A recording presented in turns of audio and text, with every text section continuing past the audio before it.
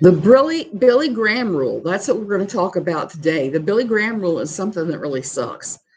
Let me break it down and explain it. My name is Suzanne Titkemeyer. I used to write for Pathos, a column called No Longer Quivering. It's about evangelical quiverful and the evangelical church in general. So just let me say, do all the YouTube things, hit like, subscribe, click the bell notifications. I've been having people complaining about being unsubscribed. That's a YouTube thing. I don't have any idea why that's going on, but it is. These are just my opinions, and I don't believe in being rude to anybody, if possible, unless they show up with a rude attitude. Hey, from Costa Rica to you, and was it Norway? I am all at sixes and sevens today. Hey, Star Lily, happy Saturday. You're right. It has been a pretty crazy 24 hours since I was on here last. And I was talking about the Red Rampage Jesse video with Chris Hansen because I had just seen it. Oh, you're in Norway. Good to know.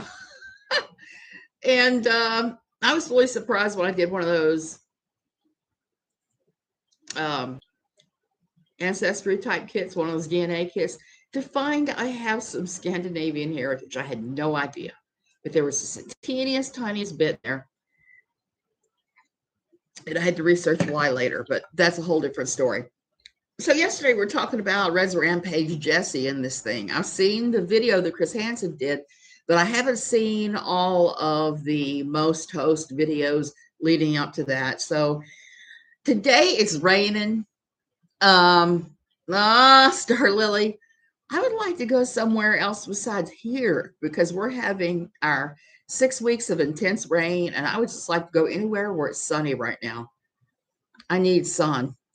Where was I? My little brain this morning. You have to excuse me. I am very sleep deprived because of what happened yesterday. Yesterday, I was on here talking about the Red Rampage thing, and my husband came in and uttered the fatal words. Oh, you're not sunny. Ugh. So he uttered the fatal words, we have to talk.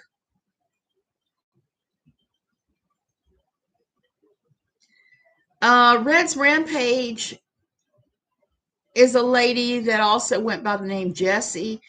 She was on the edge of the community, the anti-KJ community, and she involved into her own really problematic thing, including sending nudes to kids. So that's what Hansen's video was about yesterday. And there's a link to that in yesterday's description so that everybody can see it. I'm going to go back now. Today's a rainy day. I'm going to watch a lot of the most hosts leading up to that because he had all kinds of interviews with Jesse apparently. And I have my Friday task, which is laundry to the ceiling to wash, dry, and fold today. And some other tasks because we were gone all day yesterday. So I'm going to give a real quick update before I dive right into Billy Graham. Yesterday, my husband said, we have to talk. And this was kind of funny because recently I had told him when he was complaining about not wanting to interrupt my live streams, but things going on. And I said, you have my permission to interrupt my live stream at any point for real world problems. And yesterday was a real world problem. Our friend Valerie had slipped and broke her hip. She's in her 80s, and she just had her other hip done last year. So this was a real crisis thing. She also is a bit on the older, not just on the older side. She's lived here many years, and she is a beloved member of the Tamarindo community because she runs the local food bank. Without her, there were so many Ticos that would not have gotten fed during the pandemic. Valerie is a hero and a superstar in my eyes. But here's the problem. Valerie is living on extremely fixed income. She's not a millionaire here or any of that. So when she broke her hip, she had one or two options. They called us from the clinic that we all go to. One option was to wait 10 days in a Kaha hospital for the surgery because they're 10 days out on that surgery. Or the other option was to take her to a private clinic, a private hospital, and have the surgery done. Well, there's a problem. First of all, she was behind on her CAHA payment, so I'm not even sure the CAHA would have taken her. And she didn't have two nickels to rub together. And the hospital, a private hospital, is going to demand the money up front for the surgery, for everything. So my husband was asking me if we could help her out, at least until the church or somebody fundraises to pay for her hospital bill. Yesterday involved us going up to Liberia. Jim took the ambulance with her up to the hospital. I dropped our friend Dave off and then came up to Liberia to join Jim. It was just a crazy day. I was at the main turn from Berlin heading towards Liberia. You're getting on Rutas 27, Siete 20. Okay, so I was getting on that road, which is a major one, and suddenly I see my husband flagging me down from off on the sidelines. The ambulance broke down, so we were by the side of the road for a good hour until they found our new ambulance. Long story short, we got her there. We paid the fee. We paid for the surgeries, and she had surgery last night, and she's doing really well. So thank you, those of you that prayed for it. It was a good outcome. The church has already said they're going to start their fundraising arm again, and they're going to reimburse us. So we won't be out a dime. But this is kind of funny because this is something that we talk about here, that we've seen talking about in the Katie Joy community about fundraising and giving money, donations. And I don't give to too many people because I've been burned pretty horribly, particularly by the whole Vicki Garrison thing. So I'm very careful who I even give to now as a result. But this is one of those times where the rubber hits the road. You don't want to see an older lady who is a pillar of the community die because she couldn't get treatment. You just don't want to see that ever. So now Jim is in Liberia today with the pastor, and they're going to see about what they need to do to set up continued care for this person. Cheryl, I don't know what she would have done if we had not stepped up. So they're going to see if they can get continuing care for her at her house, and that would be good. That would be excellent. She's beloved in the Tico community, so I don't anticipate we're going to have any problem getting Tico volunteers to go in there and take care of her and continue on. And I think Jim and I are going to have a talk about the food bank, because I think that's something that we're going to have to step up and help out or do, because there is an extreme need here. There's a lot of poverty. We need to have a food bank here. We need to have a fully stocked food bank, and we've seen it go from a thriving thing that had an office in Potrero to just a storeroom off of Valerie's house. So there's going to be some big changes around here as a result of that. So I wanted to tell you guys about it because, praise God, everything went well. And I told off Dave, you guys will laugh. Dave's the one who had a lot of problems with using my husband. I told him off for being a user. He volunteered us to pay for this. So we had to come to Suzanne G's meeting in the car when I was driving him. And it wasn't fun, and it wasn't something I wanted to say. But, you reach a level of disgust with people, and you have to tell them to back the F off. Speaking of which, the effery in the anti-Katie Joy community right now, and the sides and stuff, don't take sides. I'm not even engaging in that crap. If they want to talk nonsense about me, hey, let them. Food banks are a lot of work. It probably does need you too to become involved. Cheryl, I'm afraid that it will. And that will mean fundraising. And we're going to have to talk about that. I mean, if we could do stuff like take a Friday night to run a bingo, and we have successfully run bingos in the past for various things. Run a bingo once a month there to get money for the food bank. That would be awesome. We're going to have to go talk to the lady that owns and runs Langosta Surf Club, because that would be where we would need to fundraise. Right among the people, the gringos with money. And everybody loves bingo. I don't, but everybody else seems to love bingo. And getting prizes. We've done that before. We've gone around and begged prizes from various organizations and people and stuff. So we may do that again. Okay, so I want to talk about the Billy Graham rule. Now I got all this out of the way. I got all this nonsense out of the way because it's been pretty intense. The KJ supporters have been just coming out of the woodworks with their lockstep notions. And I always know when she's saying crap behind the scenes because they always come and attack various creators, and it's like the same phrase used over and over and over again. So all that effery is going on now. So the Billy Graham rule is something that I always laughed about, even when I was part of an evangelical church. Why? Because I believe that men are perfectly capable of controlling their lusts. Mature men, mature Christian men even, are perfectly capable of not falling headfirst into somebody's vajayjay. They just are. It's these little weak, petty dictator men, that these patriarchs, these good patriarchs, that are completely unable to control themselves. They're the reason that there are purity balls, that there's all this emphasis on physical modesty. I should stand my fat ass and show you guys I am violating modesty standards today. Gonna show you I am wearing leggings. That most hated evangelical garment. See, my shirt is V-necked and it goes below my collarbones.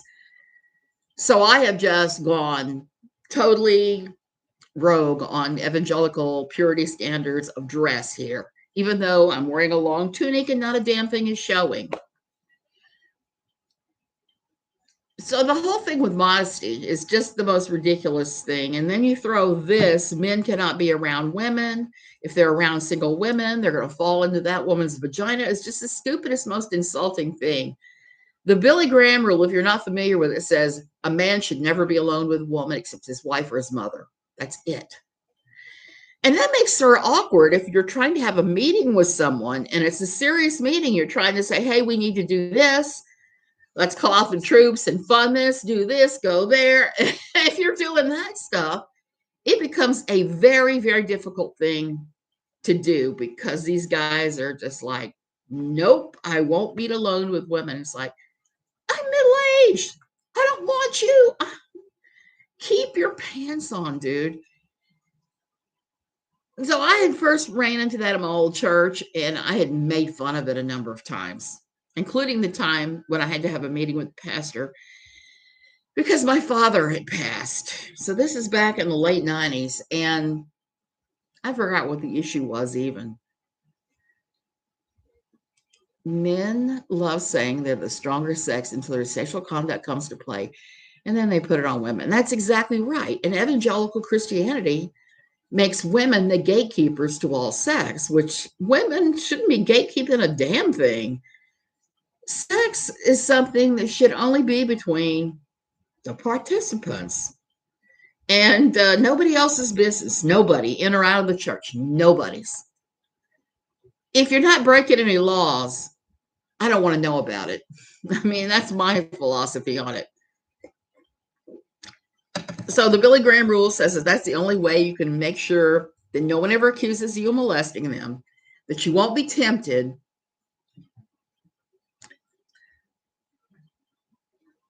Starla, that's different. I'm going to talk about that too. That is very, very different. Very, very different. And these baby men sometimes don't have that restraint. I'm just going to say it. I'm talking more of like I said, I had to have a meeting because my father had died and I had to ask the pastor for support to do some stuff. Not financial support, but like emotional support and some wisdom of which way to go with this. And we had a hard time scheduling a meeting because a woman had to be in the building. And I actually told him, I said, are you kidding me? And his wife even joins in and says, it's Suzanne, you're safe. But Mike Pence follows this rule. Hey, Grace Peter. So Mike Pence follows this Billy Graham rule, never to be alone with a woman. And I've been wondering how that worked out for his vice presidency. You know, largely the vice presidency, hey, Grace Peter, largely the vice presidency is a ceremonial role. It's the dude that goes to state funerals and goes around the world and represents the country. Yay, USA. So he does that sort of thing. He doesn't have a lot of real rules. I mean, real things that he's doing. Some vice presidents have, some haven't. And it's been interesting. I've been reading about the presidents recently. A lot of those presidents, their first ladies were the ones running things behind the scenes, and I'm not real surprised. Before feminism, the only role that a woman could be relegated to would be support staff. And I don't know about you, but I am not support staff. I do my own thing. My husband, he knows that about me. I've done ministries without him. He's done them without me. This rule, the church I was raised in did this too, and there were no women pastors, so effectively silenced women. Exactly. It is about silencing women. It's not about the man. It is also about virtue signaling. Virtue signaling. I am so righteous, I won't appear alone with a man. Now, I did sort of buy into it in one way. For a lot of my evangelical years, if a man approached me online, I wouldn't talk to him. I'd say, I cannot have a one-on-one conversation with you because it might dishonor my marriage. And there were times when I did anyway, because one time I had somebody I was talking to that was in the midst of a pretty bad grief and dealing with some circumstances. And the Lord nudged my heart that I needed to talk to this person. He even told me his first name. So that was pretty cool. And I was able to say, and this is not his name. Hey, Chad, yeah, I'll talk to you about this. So this morning I got up to an article on heavy that I've just been laughing my rear end off about because I am post purity culture.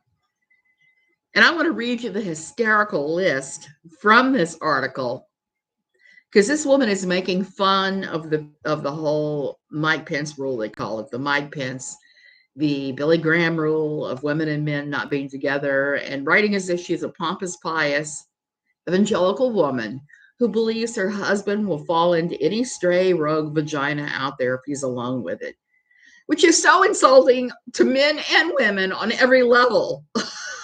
It reduces men to animals, no better than animals, and women to gatekeepers. So that's why I'm not a fan of this rule just being applied across the board willy-nilly, just so you can say, oh, look how righteous I am. Okay, so she's talking about the Matt Chandler scandal here. If you don't know what the Matt Chandler scandal is, Matt Chandler was an IFB, independent fundamentalist Baptist preacher that got caught with his hand in that cookie nookie jar, fooling around. Well, not fooling around, but having an inappropriate one-on-one conversation online with a woman he wasn't married to. Do you remember I was saying that I wouldn't do that because I didn't want to dishonor my marriage or open any doorways to inappropriate emotional ties, which now I'm looking at that going, what the heck did I think that for? So Matt Chandler did this thing and he's been exposed for it. And it was kind of like, so my wife knows. Everybody in the IFB is ready to kick his rear end to the curb. He's been taken out of his positions. He's not repented at all, which I find interesting when they break their own rules. It's like, so what? You caught me. So what? I was doing this thing. So what? You know, they act like it's no big deal. It's no big deal that they were caught doing this. Dude, it is a big deal. So, she's talking about the Matt Chandler thing to start with, and about the Billy Graham rule, and about keeping yourself pure. It says it essentially boils down to this, and she's talking about the Billy Graham rule: a man and a woman should not be left alone together. It might seem extremist, but anyone who's ever read Twilight fan fiction can attest that the human body is incapable of controlling That's some epic trolling, I gotta say that. So here's her list. I laughed when I read this. Here's a list of things I would never allow my husband to do. Number one, take out the trash. See the paragraph above. Okay, she's talking about this. If you don't have an unobstructed fence line, you will catch them, meaning the husband and the neighbor woman, near the street, tangled up with the woman two houses down anytime you ask them to take out the trash. Oh my goodness. Number two, wander around the internet, because this could easily allow him to land on impure websites such as cracked.com. Oh my, oh my. I love cracked.com, and I've considered writing for them a number of times. Prairie, yes. They think that. They think that that's the only way to be. So that's why I actually love this article that is just ripping them to shreds with satire. Number three, do any household chores. This emasculates men. Plus, I don't know who this Mrs. Myers is, but I can assure you she is up to no good. Oh, I love Mrs. Myers products. The only problem is it could be applied to us as well as women. Yep, you got it. Number four, go to the grocery store. They sell condoms there. Condoms cause sex. Do you really want him to send him to grab a bunch of bananas only to come back thinking about that? No, trust me. Number five, get his hair cut by a woman. This is simply putting him too close to a woman's body that is not your own body. I have had success in the past accompanying him and stealing the water bottle to spray his face anytime I catch him with his eyes even slightly open. It's what I like to call a deep conditioning. Yeah, well, it's a pretty crazy one. It's made me laugh. The problem isn't, you're right, it's lack of trust. And she's really poking at that with this. Number six, drop off our children for Sunday school. The nursery classrooms are the only place our church keeps our women. No way I'm letting them back there. Number seven, watch television. This one I've actually seen fundamentalists talk about and evangelicals talk about the sins of television. I remember one time Debbie Pearl going on and on and on and on about how Law and Order SUV was porn.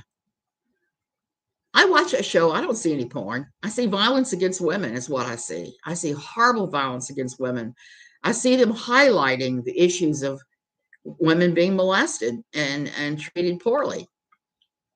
Sure, you have the obvious temptation, such as a Victoria's Secret ad, but there are smaller, more sinister ones, like the yogurt commercials that encourage women to keep their diets regular.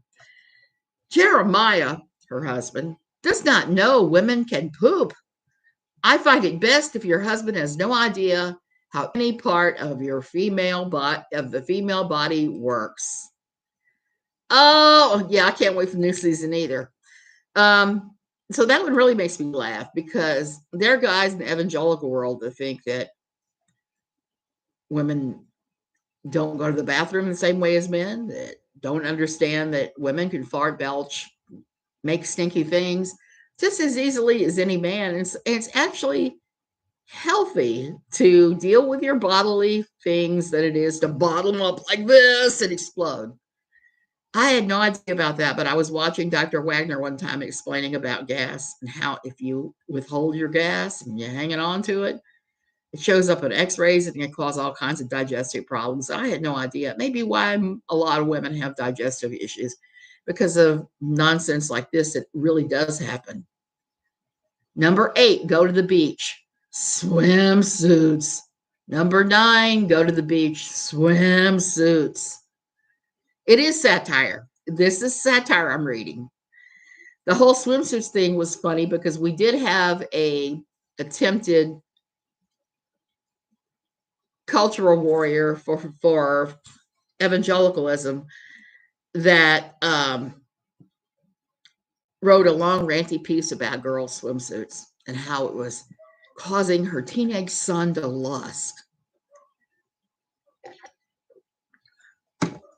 Here's the thing. If you want to wear a modest swimsuit to the beach, go for it. Go for it. Go for it. More power to you. If you want to wear a thong to the beach, go for it. Go for it. More power to you. I am a big believer in people having freedoms. Here I see any number of skimpy nature of someone, whether they're sinful or not. It's a piece of cloth. Damn it. Now, obviously, I'm kind of not small, so I'm not about to go out there in a bikini because I want the masses screaming, oh God, look at those stretch marks. Oh, look at the flab. No, I don't want that. So I'm more careful about how I dress when I'm out prancing around on the beach. But that's my personal choice. And that's what I'm talking about here is personal choice. Okay. Go to a woman's baptism. The water might remind him of swimsuits. Ha ha ha. Read the Bible. He does not need to get to Song of Songs and lust after other women's navels. Number 12, fill out most paperwork. Many forms ask your sex. And why would I want him to think of that word? Okay, now this one, Lori Alexander would have a fit over. Number 13, fulfill marital duties. He could potentially be thinking about other women during this or thinking of swimsuits.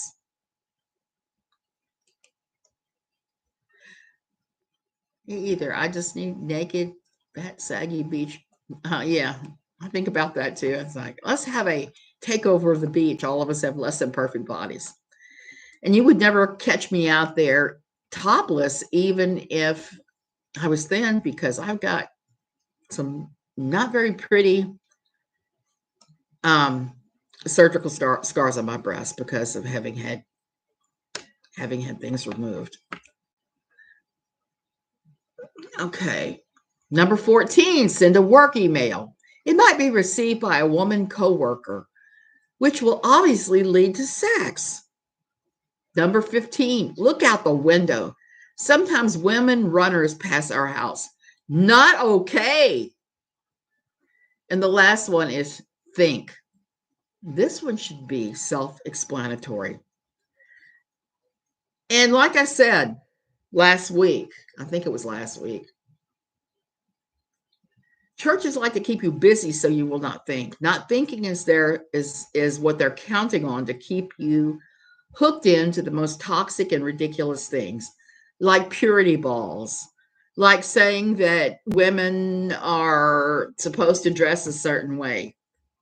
I reject that BS. You can dress however suits your body, your wants and desires, whatever. Just make sure you're comfortable. I am dressed for comfort today because I got Mount Laundry to climb and I need to sweep mop dust the living room. And that ain't, I'm not walking around in a June Cleaver dress with pearls to do that.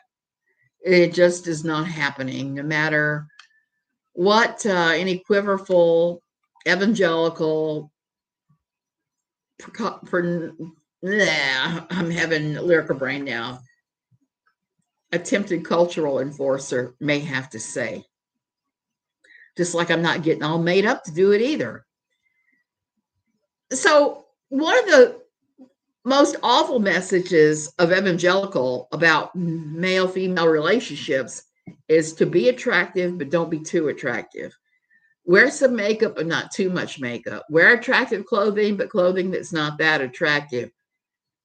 And so as a woman, you are liable to lose at just about every damn thing because they're always carrying on about this and saying, well, you got attacked, that's your fault. And there are legitimate reasons to only be with women or men in anything for people who have issues with, like, they've been molested or attacked or something. That I fully understand and support that. And for reasons of trauma. I prefer female doctors. And showered and cleaning house. Cleaning house never ends, does it? I was unshowered. Yeah, I'm gonna have to shower when I'm done with all this. That's why I'm wearing workout kind of clothes, because I'm just gonna do what I gotta do to get done, and then I'm hopping in the shower and washing my hair and scrubbing all the dust off and stuff, and that's how it is. So I just laugh at some of these women that I used to look up to and their ideas about how you're supposed to dress to be a good Christian woman. You know, Jesus never mentioned any of this crap. This is stuff, some extrapolating they've done. And I feel kind of bad for poor Mike Pence, because he goes to a church that was part of a loosely held group of evangelical churches in our state. I've been to his church. I know what they're preaching. And it is this nonsense. It's this, oh, you might fall into a vagina thing, and gatekeep sex women, do that, do that, do that. I often wonder, and if I could interview him, if I could have, I've always laughed and said, there's certain politicians I would love to give LSD to and then interview them, so they would be truthful, hopefully, and tell you what you want to know. Pence is one of those guys on my list, and I would ask him what he thought about the Toronto Airport Christian Fellowship revivals, because they hosted them a number of times at the church that he attends. And I got to admit, I'm curious as hell. There's so many things I would like to ask that guy, and that's one of them. And how he managed to navigate in the government with Billy Graham rule in place, because it really puts a damper on every damn thing, because of can't be alone with a woman. Well, could he ever be alone with his secretary? I mean, there's going to be days in the office where it's just you and whoever is working the front desk. And I'm just trying to figure out how they managed to work this, because it doesn't make any sense to me that you would do this at all. But what do I know?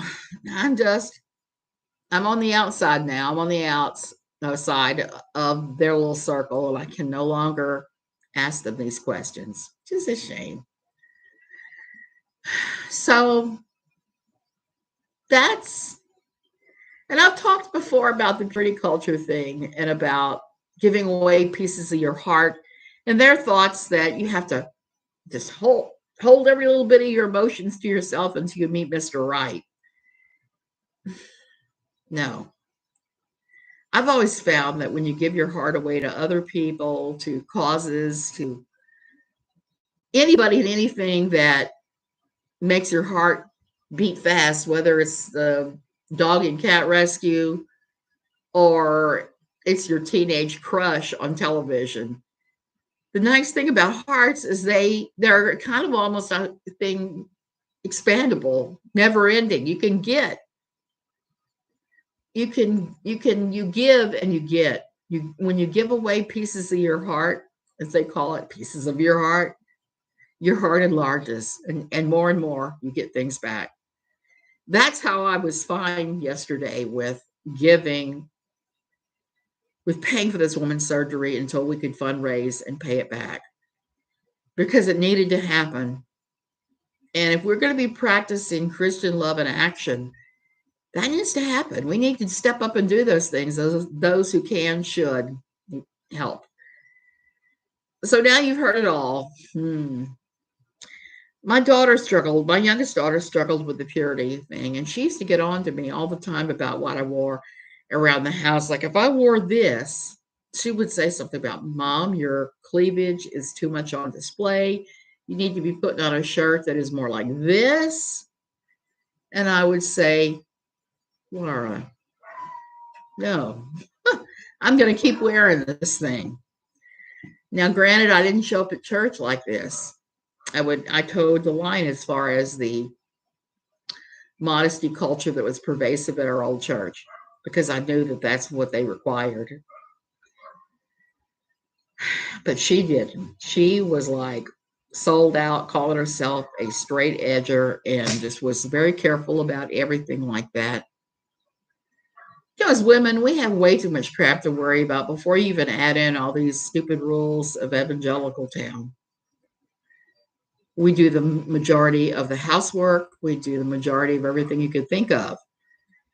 My old life, I used to work, I did all the plumbing work within reason, all the small stuff. I did all the painting, all the wallpapering, all that crap.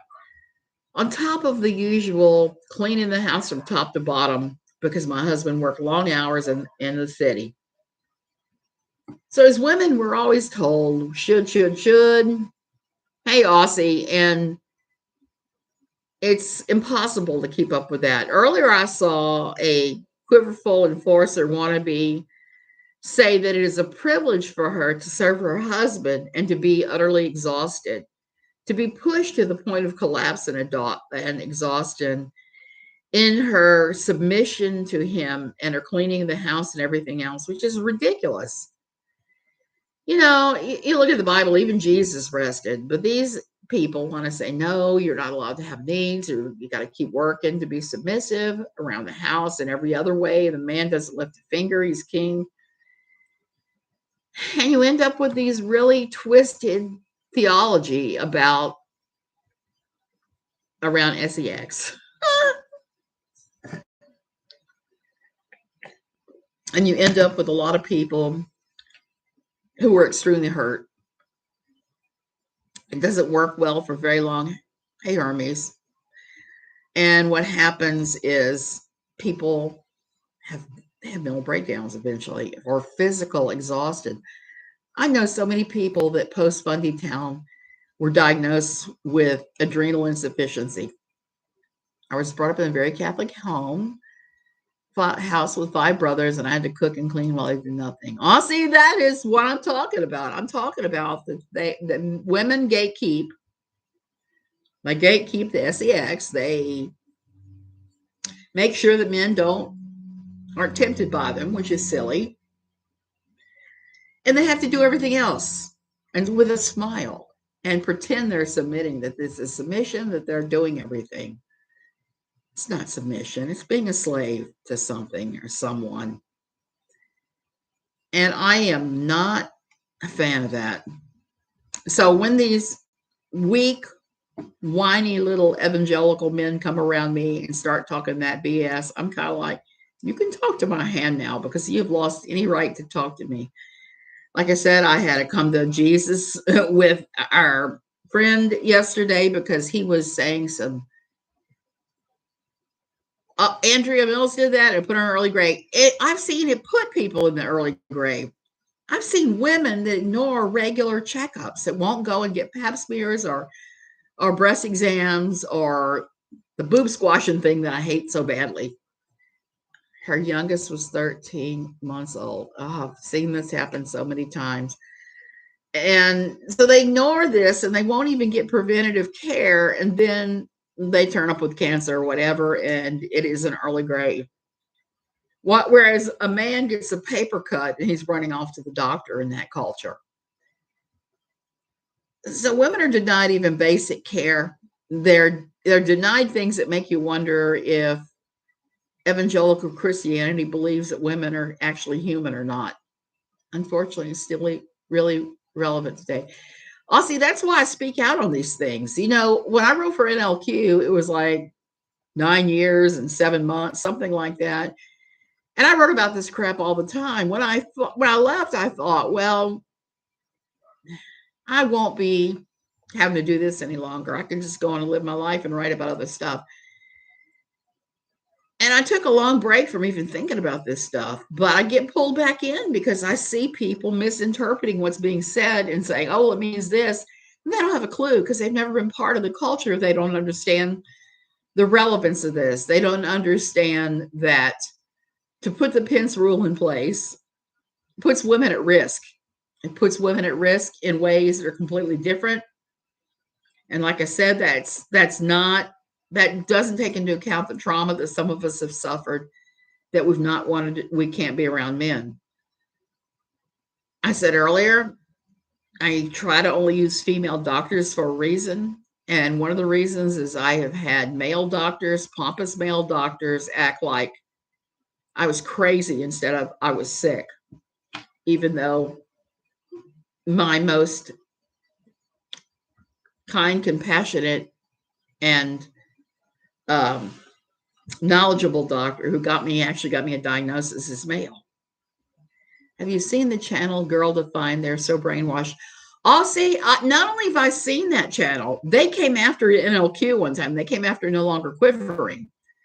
And they came after Vicki Garrison because Vicki Garrison was going around for a long, long time in the American atheist community. And she would give these long speeches about how being a quiverful wife just about killed her. And she would wear bunny ears while she was doing this, talking about how you're kind of like supposed to be like a bunny, having sex all the time with your husband anytime he asks for it, and reproducing, giving as many little soldiers to the Lord as you could. So the year that Vicki was doing that a lot, they came after us. They did a video about how silly we were and how we were never Christians at all. Not myself, not Vicki, even though we were both pretty hardcore submitting. What happened was Vicki became an atheist. I did not. Now, I did need to take a vacation from evangelical BS. I'm just going to tell you that. And when I stopped talking and stopped writing every day, I had to take another evangelical BS timeout. And I've had to recently because of everything that's happened with the stupid dogs and the two churches that wouldn't even do something that is basic common sense to meet my medical accommodations. So I've had to take a big step back. PTSD is pretty common coming out of these churches. Yeah, PTSD. And I certainly had it. I know Vicki had it too. I know so many women that have had it. And I've been a sounding board for a lot of people who've come out of this and have PM'd me and then started talking about it. And that's fine. That's kind of what my role is, I think, in life. And that's why I'm writing about this again, but I'm writing very slowly because the PTSD aspect of it has been really hard and horrible, and I've had to dredge up things I didn't even think about for NLQ in regards to my own story because of how crazy that thing is and what my old evangelical church was like. So PTSD and trauma is a real thing, and it's okay to make a rule for you in your life that you can't be alone with a man if that's what's going to trigger your trauma. That is perfectly fine. It's like me only wanting female doctors because of that. That was one of the awesome things about getting Valerie to the hospital yesterday was picking her up at our medical clinic and running into Dr. Andrea, who runs the clinic, who is a wonderful clinician. I believe she's practiced in the US as well as here. She runs a pile of clinics here in different little villages. And Dr. Viviana, who I actually adore, she's a wonderful woman too. I've known her for years and years now, being here. And we met a new clinician yesterday, a new female that was excellent. And I have my little Dr. Javier, who I absolutely adore there. He's turned out to be, he's actually my neurologist kid brother, and he's a really good doctor. So seeing all of these women doctors coming together to help our friend was just pretty awesome. And for me, it was emotional bird flipping at all those people who say you shouldn't use doctors and don't want women to become doctors. There's so many times in evangelicalism that I've seen women really just be nasty about this. Lori Alexander comes to mind because she's quite nasty about female doctors, female nurses, the whole idea that it's not men in medicine and that you really shouldn't use medicine anyway. You should pray to be healed, use essential oils, do whatever Lori says. And I'm going to tell you something. While those things have their place, this is me talking, the me that uses this garlic to kill my sinus infections in rainy season.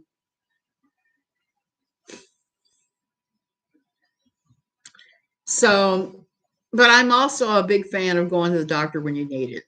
And these people are none of that. It's like they want to rewrite the Bible to be this exclusive club with tighter and tighter rules all the time.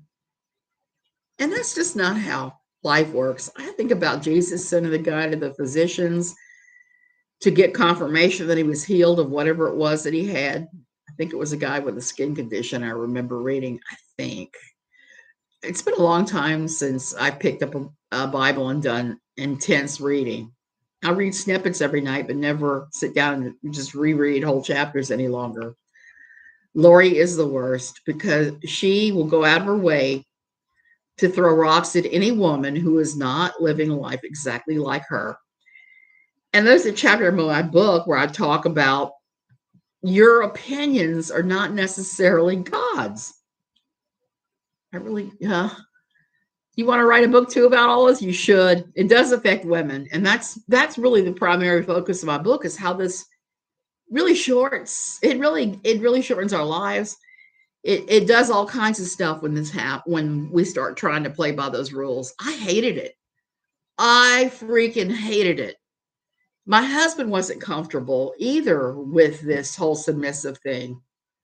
He wasn't comfortable with it. It didn't work for us. We tried it. It was just not a good thing.